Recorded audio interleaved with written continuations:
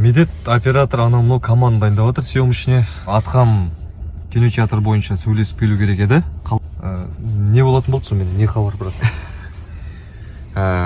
Біріншіден, брат, бұндай қысқа срокта түсірудің өзі үлкен әңгіме. Ол бір. Даталар болса емес, короче. Ол даталар, ол екі. То есть кинотеатр алу форматы. То есть қазір жаңа жылға дейін уже кинотеатрдың бәрі бос емес даталар. Өйткені барлығы уже жазда түсіріп, уже шығарып дайын тұрды. Екіншіден, брат, мынау қатты ойланатын нәрсе екен. Өйткені білесің ғой, кино түсіру арзан дүние емес, кемі ол 100 миллионнан басталады, ары қарай кетеді. Ол жерде командаң бар, анауың бар. Біз сериал түсіріп жүргенмен киноның әңгімесі бөлек та. Вообще түсіре алмаймыз енді. Брат, кинотеатрға үлгермейсің, 100% гарантиясымен. Шикші. Кофе ма бірдеңе.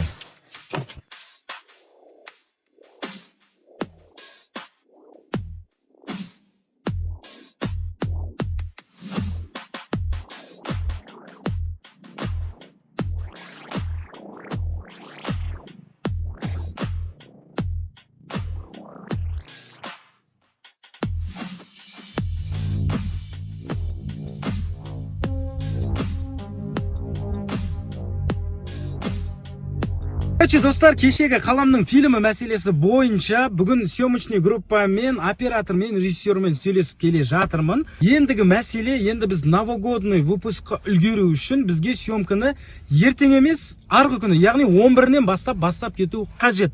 Жігіттердің барлығы кеше түнде өз тапсырмаларын бөлісіп алып кеткен болатынбыз. Съемочный команданы реттедім. Қазір енді жігіттерге бара жатырмын. Кім не жұмыс бітірді, не тірлік бітірді. Ал, қолдап қойыңыздар, бісміллә деп, қазір жігіттерге барып, жақсы жаңалықтармен бөліскім келіп тұр. Біз Қазақстанда золотой жизнь ғана ішеміз. Жоқ. Не үшін осы елдерге шығармасқа? Әксілердің бәрі ішетін болса. Жоқ та жоқ. Офиста отырмын, балдар кинотеатрмен сөйлесіп келген екен.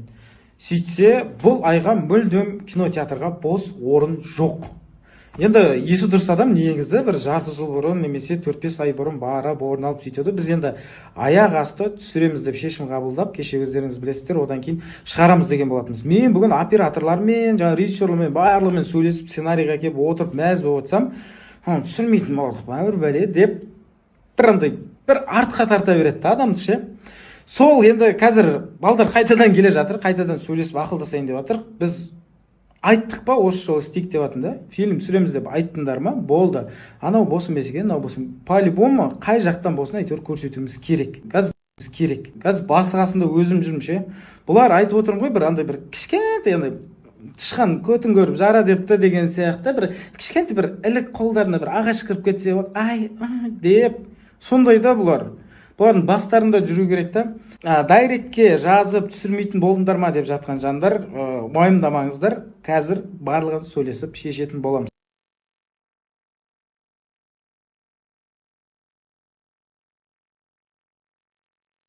Ассалаумағалейкум, қалайсыздар? Кеше айттық қой, қысқа уақыттың ішінде 20 күннің ішінде қалам сериалының үлкен фильмін түсіріп, оны сіздердің назарларыңызға ұсынамыз деп, сонымен түні бойы біз сценарийді ақылдаса отырып, жақсы патолог идеялар келді, жақсы актер состав жинадық. Ешкім кинодан көрмеген адамдарды шақыруға тырысып жатырмыз. Енді бұл жерде бір адам істей алмайды ғой, өте қысқа уақытта, өйткені үлкен жұмыстар атқарылу керек. Сондықтан біз жұмыстардың бәрін бөліп алдық. Бүгін негізі Азамат кинотеатр және инвестиция туралы сөйлесу керек болған. Медет болса біздің команда, съемочный группа, операторлар, камералар, техникалар соларды шешу керек болған. Ал мен қалада мына қызыл сойқанмен жүріп, біздің командамыздың тамақ жағы бар, реквизиттарымыз бар. Одан кейін киноның сахналары түсірілетін локациялар, соның барлығының бір 65-70% шешіп дайындап қойдым. Өте қысқа уақыт болып тұр. Қазір офисқа баратырмын. Қандай жаңалықтар бар екен білейік. Бізге сеніңіздер. Өзіме де қызық болып тұрмын. Бұны істемей қоймайын деп тұрып қойын, Құдай қаласа. Мені білесіздер ғой, Қазақстанда істемеген нәрселер істеймін ғой мен. Ойбай, оны білетін жігіттер бар, білмейтін жігіттер бар. Солай ешкім істемеген нәрселердің бірі осы болайын деп тұр. Сәттілік тілеп қойыңыздар. Ассалаумағалейкум, қалайсыздар? Жақсыздар ма? Бүгін Қызыл Сойқанмен қалада жүрміз. Менің дайрегіме келіп атқан біраз сұрақтар бар екен, солардың бәріне жауабын айтып, видео түсіріп алдық.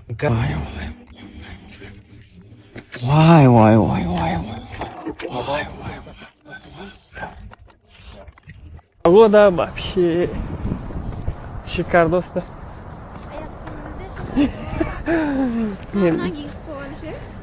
Мен просто ыңғайлы болғасын іліп кете саламын. Мен де шығамын дейді, сөйтсем кроссовкамды киемін да. Как будто бір судың бетінде келе жатқан сияқтымыз. Мынау өте қорқынышты жер екен вообще. Кәдімгі аралда тұрмын. И осылай пойыз жол салып тастаған, ар жағында жол салып тастаған. Қаланың бәрі судың бетінде орналасқан. Күн жоқ еще қорқынышты. Нанған емес не? Не деген тыныш қала. Келдік, е, Венецияға. Потом аптека іздеп барғам. Жабық, ашпайды, бассақ ашпайды. Түскі сағат 3 айтпесе. Бір машина, бір автобус тоқа. Қазір екіншісіне кеп тұрмын. 40 километр жүріп, болта жабық. Қоңыр қала болып тұр ғой.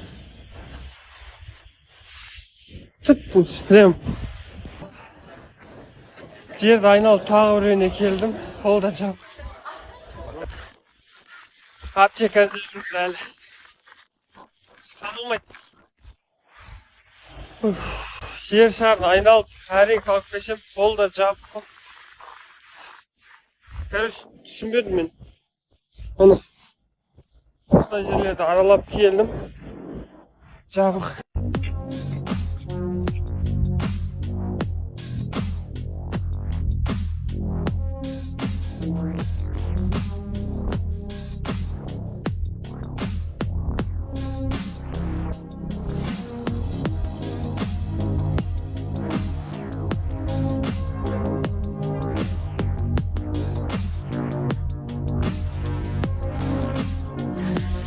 Ләң ойнаған, доп теуіп тезектері бар байдаған. Апырай түсінбеймін осы неге, мәңгілік бала болып қалмайды адам, есеген қандай жаман.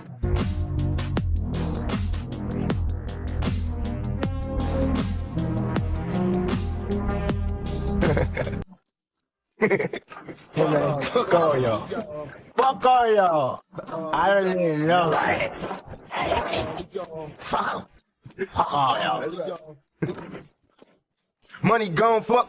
Қазір осы қаламның киносы бойынша біз командамызбен, яғни мен оның ішінде үлкен рискке барып жатырмын тәуекелге. Не риск, не тәуекел екендігін мен алдағы уақытта сіздермен бөлісетін болам.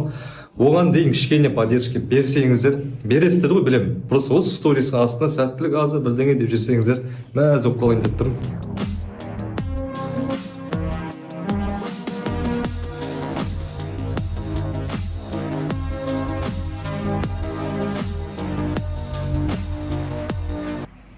Шынымды айтсам, алдыңғы сторисқа Чарльз Чаплин айтқысы келген өзімде түсінген жоқпын, просто музыкасы әдемі екен, сосын мотивационный болғасын бүйтіп қоя салғам ғой. Вообще қаққан жоқпын айтқысы келген. Сценарий жазып отырмын. Медет бағана қайтып кеткен. Офистан шықпағалы бір примерно 2-3 күн болған шығар. Естеп отқалы.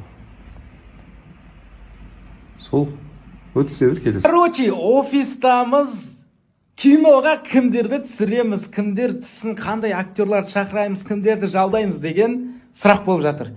Енді кімді көргілеріңіз келеді, жазып кетіңіздер. И мен айтып да азаға, прикол ретінде бір Голливудтан біреу болса вообще күшті болатын еді деп азаға да бір жазып қойсаңыздар, давай деп поддержка беріп, бір өйткені ол қолындағы барын сатып болсын осы киноны бұйыртса түсірейін деп жатыр. Ал өз ойларыңызды айтып бөлісіп қойыңыздар, кімді көргілеріңіз келеді.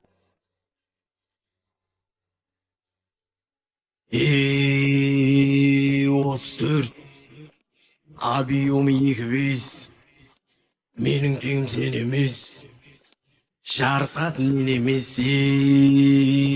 34 Абиум 200 менің теңім сен емес, жарысатын мен емес. 34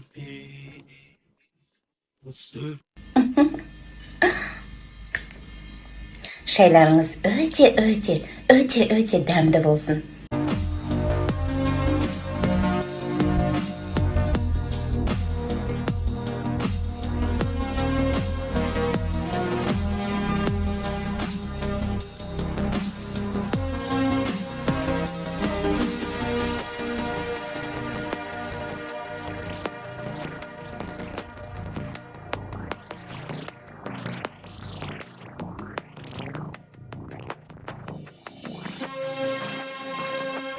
фотоларды көрсетші, сен жаңа сен суретке түсіріп жатырмын ғой, кейін алам деп. Жаным гардеробта фотоға түсіп жүрген ғой. Мынаны ойбай, енді ішіп жүреді менің қызым тауда. Красавица болып. Қызым жаңа комбинезонын көріп алмай кетіп қалды. Енді мен, короче, артынан барып алайын деп отырмын.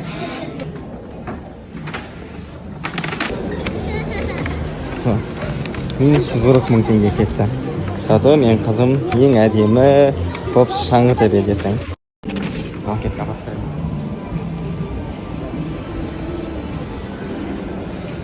Мама келіп отыр ғой. Жанна. Жасаған. Не сен жаңа жылға сен?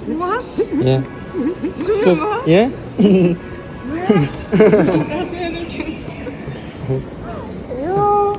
Размер дұрыс болмады.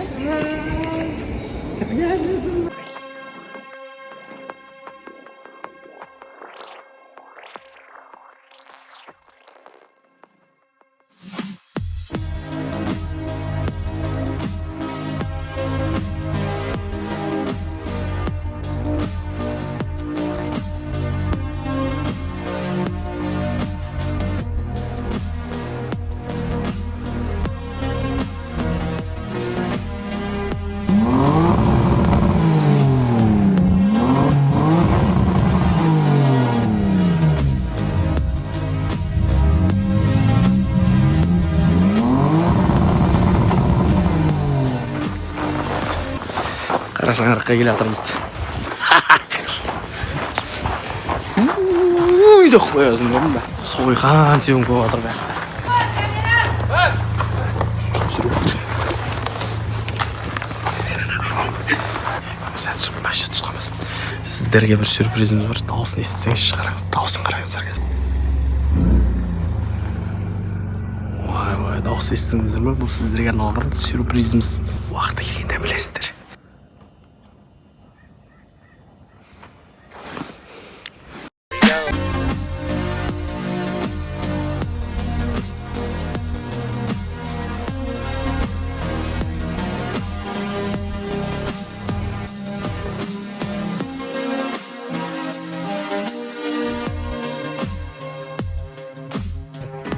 Алдарыңызда тұрған мына бір көліктің отысына небәрі 15 ақ.